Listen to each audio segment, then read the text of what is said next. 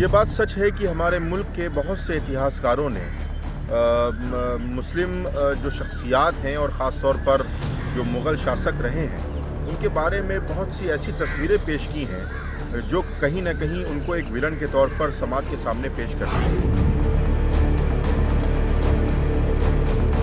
औरंगज़ेब आलमगीर ने बहुत सी मंदिरों को जागीरें भी पेश की। ज्ञानवापी विवादित ढांचों के पूरे सर्वे की मांग के विरोध में अंजुमन इंतजामिया मस्जिद कमेटी ने वाराणसी कोर्ट में एप्लीकेशन दायर की है।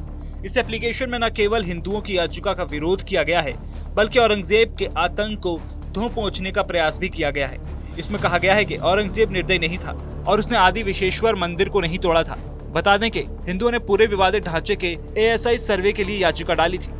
इसमें उन्होंने कहा था कि भगवान आदि विश्वेश्वर मंदिर को मुस्लिम आक्रमणकारियों ने तोड़ा था। बाद में राजा टोंडल ने सन 1580 में इसका दोबारा निर्माण कराया। कमेटी ने अब इसी याचिका का विरोध करते हुए कहा कि दो काशी विश्वनाथ मंदिरों की कोई अवधारणा है ही नहीं। इसके अलावा उन्होंने आक्रमणकारी शब्द के प्रयोग पर भी आपत्ति जताई। कमेटी ने इसे हिंदू और मुस्लिमों के बीच नफरत फैलाने का प्रयास बताया। तो वहीं इस मामले में मौलाना सूफिया निजामी की भी प्रतिक्रिया सामने आई है। उनका कहना है कि हमारे मुल्क में बहुत सारे इतिहासकारों ने जो मुस्लिम शख्सियत है जो मुगल शासक रहे उनके बारे में बहुत सी ऐसी तस्वीरें पेश की गई हैं जो कहीं न कहीं विरंग के तौर पर समाज के सामने पेश करती हैं।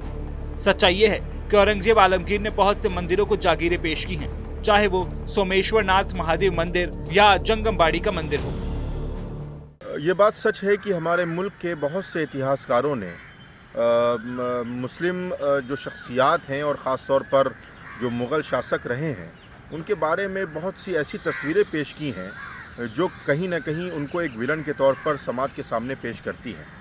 हालांकि सच्चाई यह है कि औरंगज़ेब आलमगीर ने बहुत सी मंदिरों को जागीरें भी पेश की, चाहे वो सोमेश्वर नाथ महादेव मंदिर हो या जंगमबाड़ी का मंदिर हो या दूसरे मंदिर हों। और इस पर जो बड़े रिसर्च और स्कॉलर हैं जिन्होंने तारीख़ को पढ़ा है, तारीख़ को देखा है और तारीख़ को हकीकत पर मबनी आईने से देखा है, उन्होंने औरंगज़ेब के बारे में बड़ी तहकीकी और बड़ी कीमती मालूमात मंजर आम पर लाने की कोशिश की है। और ये बात सच है कि जिस तरीके से हिंदू और मुसलमानों के दरमियान तफरीक पैदा करने के लिए इस तरीके की कोशिशें की गई कि औरंगज़ेब को एक विलन के तौर पर पेश किया जाए, उन पर ये इल्ज़ाम लगाया जाए कि उन्होंने मंदिरों को तोड़ा है, मंदिरों को मुनहदिम किया है, ये तमाम चीज़ें यकीनन हकीकत से छुपी हुई हैं, इन पर कोई हकीकत नहीं है। और जिन स्कॉलर्स ने, चाहे वो मुल्क के स्कॉलर्स हों, जिन तारीख़दानों ने, चाहे वो मुल्क के तारीख़दां हों और जो बैरूनी तारीख़दां हैं, उन्होंने जो हकीकत औरंगज़ेब के बारे में लिखी है और अपनी किताबों में दर्ज की है, यकीनन मुल्क को चाहिए और मुल्क की आवाम को चाहिए कि उस हकीकत को पढ़ें, उस तारीख़ को पढ़ें और ख़ुद फैसला करें कि औरंगज़ेब को एक विलन के तौर पर, हिंदू विरोधी के तौर पर हमें पेश करना है या मुल्क का एक बेहतरीन शासक के तौर पर पेश करना है। ये फ़ैसला हमें खुद करना पड़ेगा।